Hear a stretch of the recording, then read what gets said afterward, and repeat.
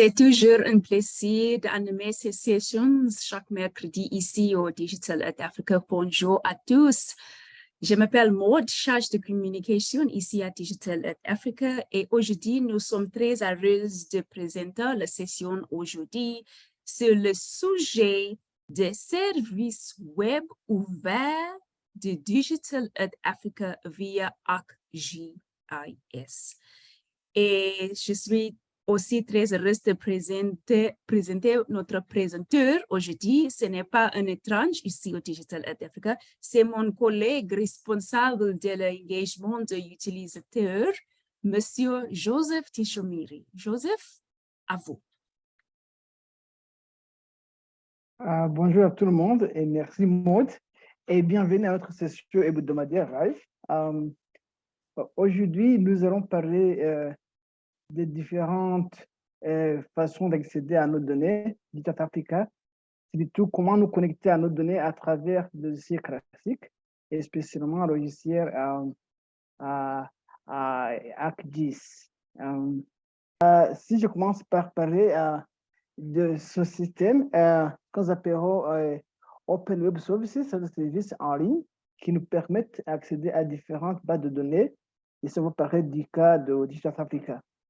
Comme vous le savez, Digital Africa a une plateforme qui permet de fournir des données et services qui couvrent tout le continent africain. Et l'idée en est que les utilisateurs puissent exploiter la puissance des données géospatiales pour contribuer au développement du continent africain. L'interopérabilité est très nécessaire parce que les données doivent être transpérables entre différents systèmes, ce que nous appellerons des standards ou normes Open Geospatial Consortium. Ces normes nous fournissent une façon très transparente d'échanger d'informations géospatiales à travers différents systèmes logiciels, bien sûr, entre différentes organisations aussi. Dans cette présentation, nous allons parler des services web ouverts ou accès gratuit qu'on appelle Open Web Services de l'OGC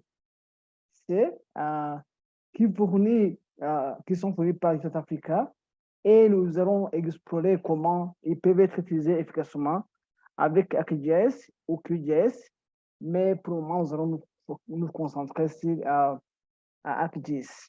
Ce service nous permet de nous connecter directement à travers des logiciels classiques comme ArcGIS ou QGIS et commencer à intégrer les données du Digital Africa avec nos données à partir de nos machines.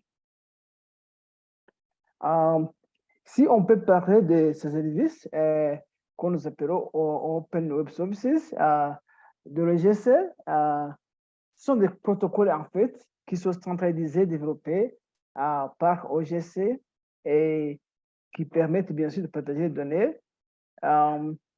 L'idée en est que l'interopérabilité soit toujours possible et on en a parlé de 3 formes ici. Nous avons ce qu'on appelle Web Map Service, WMS. Ça permet de récupérer des images géoréférencées. Nous avons aussi ce qu'on appelle Web Map Tail Service, WMTS. Ça fournit des mosaïques de cartes pré-rendues pour l'affichage et une navigation plus rapide. Mais nous avons aussi des services de couverture web, WCS. Ça nous fournit un accès aux données rastées brutes et ça permet aussi plusieurs analyses, bien sûr. Si nous allons sur le service WMS, c'est un protocole standard des données cryptographiques géoréférencées à travers Internet. Ça permet d'accéder à distance aux images cryptographiques générées à partir d'un serveur cryptographique de base de données SIG, bien sûr. Ça fournit une présentation visuelle des données spatiales dans des formats tels que des formats images, des formats photos, des formats JPG, des formats GIF et des formats PNG. C'est spécialement utilisé pour la visualisation des données. Et, et ces images, ça donne comme une capture d'écran, ça ne donne pas des informations géospatiales. Là derrière, bien sûr, vous pouvez zoomer ou sélectionner votre zone d'intérêt, mais toujours vous aurez des états sous forme de photos. Mais ces données de mosaïque cartographique web, qu'on appelle WMTS, ça fournit des données cartographiques sur la forme d'une série de mosaïques prérendues, plutôt qu'une seule image comme des WMS. Ces mosaïques sont générées côté serveur à différentes échelles et bien sûr, ça couvre votre zone d'intérêt et ça permet différentes intégrations et ça permet des fonctionnalités comme zoomer et faire d'autres analyses. Les services WCS, ça nous permet d'accéder aux images cartographiques et l'envoi des données avec les sémantiques d'origine, c'est-à-dire que ça nous renvoie des données brutes et ça permet aux utilisateurs d'accéder aux données raster géospatiales brutes de l'image.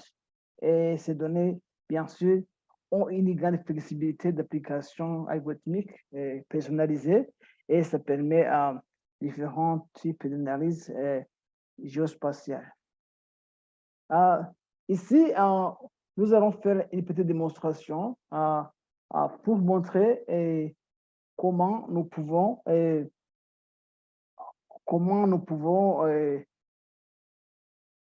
analyser ce type de données géospatiales, comment on peut accéder à ces données géospatiales à travers le logiciel ArcGIS Pro. Bien sûr, si le temps nous va nous le permettre, aussi on va voir comment accéder à ces données à travers le logiciel. Je vais vous partager un lien dans le chat à travers lequel vous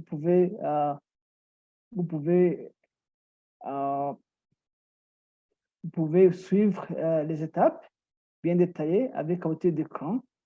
Et là, vous allez voir, là, ça commence ArcGIS Pro.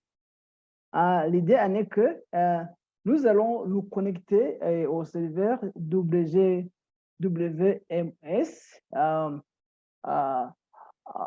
Nous allons ouvrir d'abord notre ArcGIS Pro. La carte va s'ouvrir et nous allons à l'option insérer. Moi, je pense que vous voyez mon écran. Moi, do you see my screen? Oui, monsieur, c'est bien. OK, merci.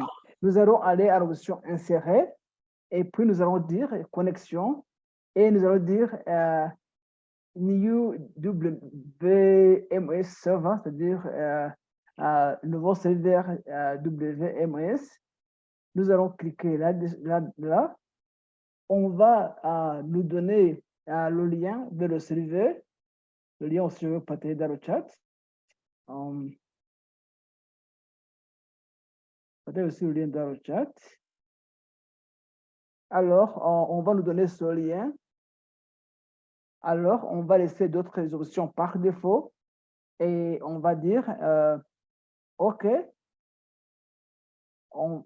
Vous voyez que dans le catalogue, il n'y a pas de serveur, mais après que nous allons connecter à ce lien, on va voir l'autre chemin vers sur le serveur. Et puis là, on va accéder aux données de South Africa. Ici, on a pas mal de données et on peut choisir des données à afficher. Comme ça peut prendre du temps à charger dû à la connexion Internet, je vais aller immédiatement, je vais choisir de charger les données météorologiques. Et ici, on peut faire de deux façons. On peut faire un right-click et dire ajouter à cette carte, ou bien on peut tirer mettre de la carte nos données brutes, c'est-à-dire notre carte pluviométrique qui couvre tout le continent. Et l'idée en est que cette carte qui peut être accédée à travers nos différentes interfaces, c'est-à-dire Maps et Sandbox, peut aussi être accédée à travers nos logiciels classiques, SIG. Alors, ici, vous pouvez voir que si on va au menu là où il y a temps, on peut, si on active, vous voyez qu'ici on dit que le temps est désactivé. Si j'active le temps, vous voyez que les années commencent à s'afficher et on nous dit que nos données commencent de 1981 jusqu'au mois de mai 2023. Alors ici, on peut jouer notre série temporelle. On peut dire, on peut lancer notre série temporelle. Voilà, ça va jouer l'animation, ça va changer. On va voir cette série temporelle au cours des années, à partir de 1981 jusqu'à nos jours. Ici, on peut aussi changer la vitesse de notre série temporelle. Ça va aller rapidement. On peut changer de sens. Au lieu d'aller de l'avant vers l'arrière, on peut aller d'aller vers l'avant. On peut aussi on peut aussi répéter une chose. On peut répéter une partie. Ou bien on peut aussi faire un loop, c'est-à-dire que ça va aller et retourner en jouant cette série temporaire. Ici, ici, tout est faisable. Et aussi, ici, et pour éviter mettre un travail en secondes, minutes, secondes et années, on peut choisir seulement que on va afficher seulement les années et pas des secondes et des minutes.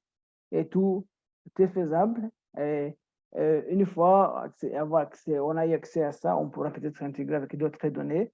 Mais aussi, on peut comparer si c'est temporel au cours des années. Ce qu'on pourra faire, il faudra aller ici sur View. On va ajouter une ligne ou bien une interface d'animation. Et là, on peut ajouter ce qu'on appelle time slider, c'est-à-dire que ce sont des fenêtres qui peuvent nous aider à comparer différentes années de cette priorité sur le continent africain. Vous voyez, on peut comparer à partir de la première date jusqu'à un instant. On peut comparer à partir de la première date jusqu'à la dernière série temporelle. C'est-à-dire de la première série temporelle à la 45e série temporelle. Alors ici, c'est en train de s'afficher. Si vous cliquez ici en bas, on vous dit, si vous cliquez ici en bas, on va, un instant, je change de catalogue un peu. Si vous allez mettre votre, on va dire, post drawing, c'est-à-dire que quelque chose est en train de s'afficher dans ces fenêtres et ça peut prendre plus de temps que prévu. C'est pourquoi j'avais organisé les données bien avant dans notre fenêtre. C'est-à-dire que quand la série temporelle va finir à s'afficher, ça va nous montrer différentes images dans différentes fenêtres à partir de la première série temporelle jusqu'à la 45e série temporelle, 44e, si je peux dire. Et là, on peut jouer cette série temporelle. Si on va dire autoplay, ça va nous montrer comment ça s'affiche au cours des années. Et ici, l'autre idée à vous montrer, voyons si ça c'est déjà affiché.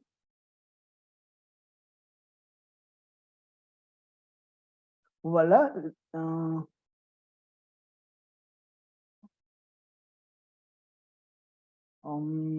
instant. Voilà que c'est déjà affiché et la série temporelle. Donc, je vous parlais bien avant. Alors, ici, on peut voir la série temporelle. On peut comparer. Mais ici, il faudra voir pour afficher, il faudra essayer de sélectionner toutes ces images de la première de la première fenêtre à la 44e fenêtre. Voilà, ici, vous voyez que entre une série temporelle et l'autre, ça allait prendre 2 minutes 12 secondes. Disons que s'il faudrait mettre peut-être 20 secondes, ça pourra rendre l'animation plus rapide. Alors, mais aussi pour afficher l'année seulement, on peut aller à travers une animation, mettre ce qu'on appelons map time. Si vous faisiez cette option, on nous a donné des paramètres dans notre interface, dans notre protocole que j'ai partagé dans le chat. Là, on nous a donné des paramètres à mettre pour n'afficher que des années. Je vais effacer ça, qui est venu par défaut.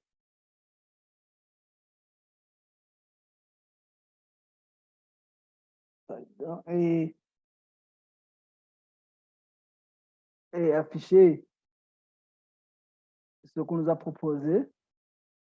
Voilà, vous voyez que l'année s'affiche comme ça. Quand on va jouer cette série temporelle, vous voyez que les années s'affichent, 1980, chaque année, comme la ligne s'affiche ici, chaque année va s'afficher là en haut, à partir de 1981 jusqu'en 2023, comme prévu, c'est-à-dire dans la première image à la 45e image. Je peux aussi programmer pour que ça puisse se répéter en faisant, en créant une loupe. Voilà, ça va aller et puis ça va retourner. Et là, par après, si on veut montrer à quelqu'un interactivement la dynamique de la pluviosité sur le continent africain en utilisant des données CHIPS, là, il faudra créer ou bien partager une animation. Il faudra exporter ces données et partager peut-être par le chat ou par email ou bien même insérer dans le rapport. Ce que nous allons faire maintenant, c'est que nous pouvons aller exporter cette série temporelle. On va en animation, on voit là où c'est écrit movie, c'est-à-dire une animation exporter une image interactive qui montre différents pas de temps. En tout cas, sur le movie, vous voyez que nous allons avoir un lien. On va nous proposer des formats. Est-ce qu'on va mettre là sur YouTube? On va mettre différents formats, Vimeo, ainsi de suite, exporter maintenant sur Twitter ou Instagram. Mais nous allons choisir un format GIF. Alors, il nous faudra spécifier là où nous allons valider nos images. J'avais gardé dans le fichier vidéo de mon ordinateur. Alors, j'avais dit l'info, mettons l'info 3. On va sauvegarder ça et puis cliquer sur exporter. bien sûr, le temps que ça va prendre va dépendre non seulement de la capacité de l'ordinateur, mais aussi et spécialement de la vitesse d'Internet que j'ai. Alors, j'avais essayé de sauvegarder une image pareille que je vais partager immédiatement dans le chat. Un instant, j'avais sauvegardé l'image pareille, j'avais fait des essais. Alors, si j'ouvre, on va avoir une animation pareille qui va nous montrer l'évolution de la pluviosité sur le continent au cours des années. Et j'ai utilisé des données au niveau continental, mais on peut résumer sur une région, peut-être sur le Rwanda, ou bien sur le Côte d'Ivoire, ou bien sur le Sénégal, et voir comment ça s'est comporté au cours des années. La même chose peut s'appliquer à d'autres données, comme nos données d'observation des eaux à partir de l'espace, comme la fois passée en anglais, un peu l'a utilisé, et ainsi de suite. Je vais partager l'image ici à travers le chat pour que tout le monde puisse avoir accès. C'est l'image, même si je ne sais pas si, oui, si je peux peut-être partager aussi. Alors, c'était ça pour la visualisation directe et animation des données africaines à travers des systèmes web à WMS et WMTS. Et sachez que pour WMTS, c'est WMS, mais on a ajouté T pour dire le temps. On a une animation temporelle, comme je l'ai fait avec ce temporel, avec cette préviosité. Alors, ça, c'était l'utilisation du serveur. Ça va prendre de longtemps. On va laisser tomber. Ça, c'était l'utilisation avec le serveur WMS et WMTS. Mais aussi, on peut faire la même chose, aller à travers et utiliser un serveur. Attends, je lève le tout. On peut aller à travers.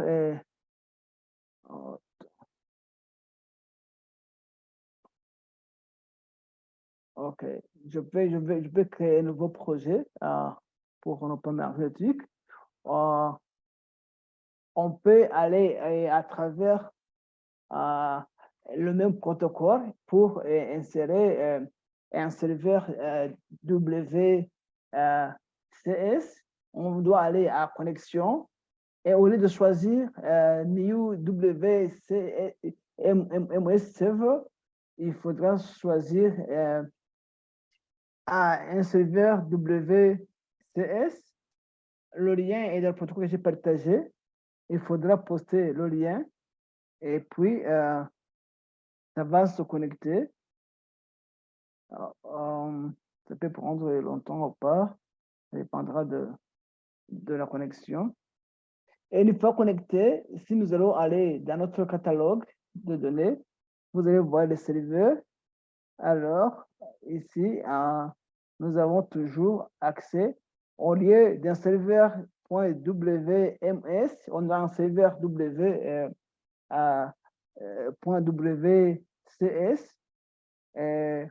On peut aller à travers, on peut charger des données et les manipuler comme je l'ai déjà fait à travers.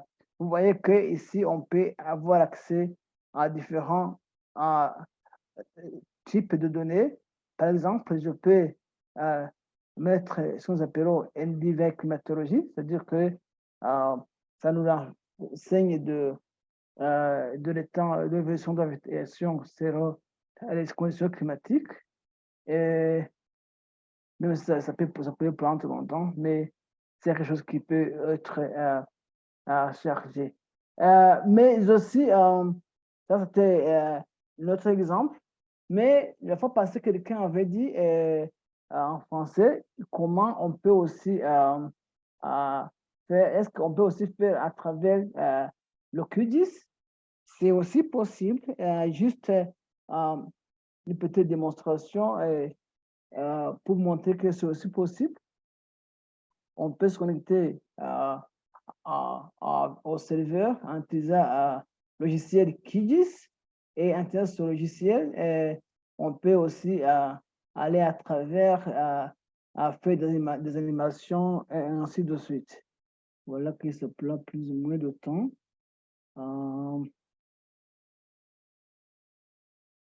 Attendez, je diminue le nombre de fenêtres. Ok, vous voyez que j'ai déjà ouvert mon QGIS. Alors, ici, on peut aller layer, couche, ajouter une couche. Alors, on peut choisir ajouter une couche WMS ou une couche WMTS. Alors, ça va nous donner un endroit. On peut dire, je vais ajouter un nouveau serveur.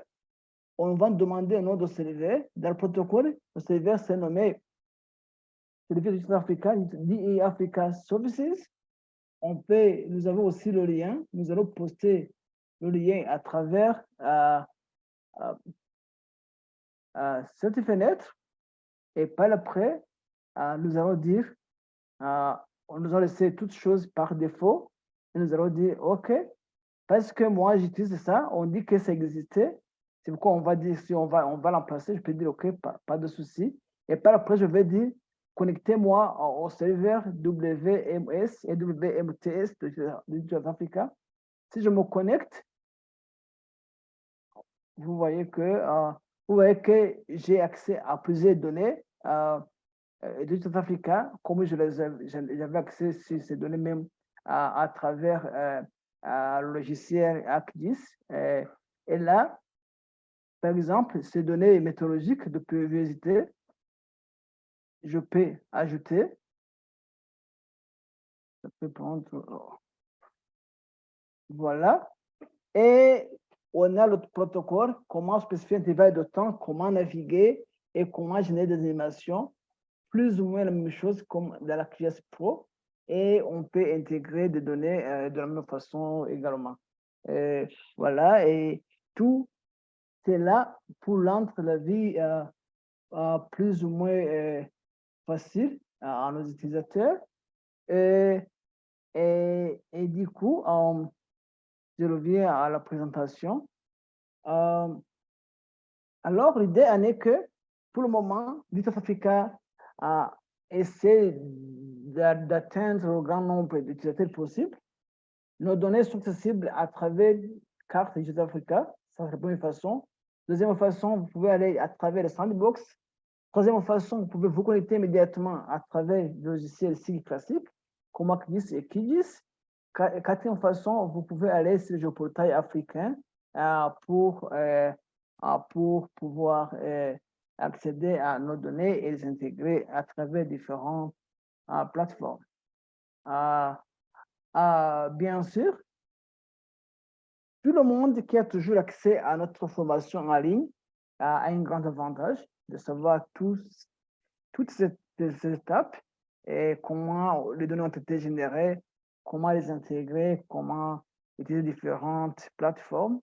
Et par après, vous recevez un certificat, mais le plus important est la connaissance acquise. Bien sûr, on a un système de soutien disponible chaque jour à travers notre helpdesk, à travers notre site internet pour avoir plus d'informations et spécialement notre discussion de chaque mercredi à 11h GMT nous permet d'échanger à différentes astuces pour accéder à des données géospatiales sur le continent africain. Alors, nos collègues sont là et nous sommes là pour le soutien de tout le monde.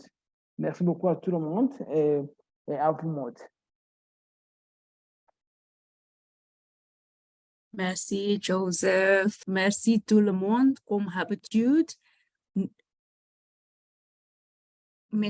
on voudrait mettre en contact avec nous. Et ici, c'est beaucoup de façons. C'est le site www.digitalearthafrica.org, sur email info@digitalearthafrica.org, et aussi nous sommes sur les social media Twitter, LinkedIn et YouTube, le même prénom, Digital Earth Africa.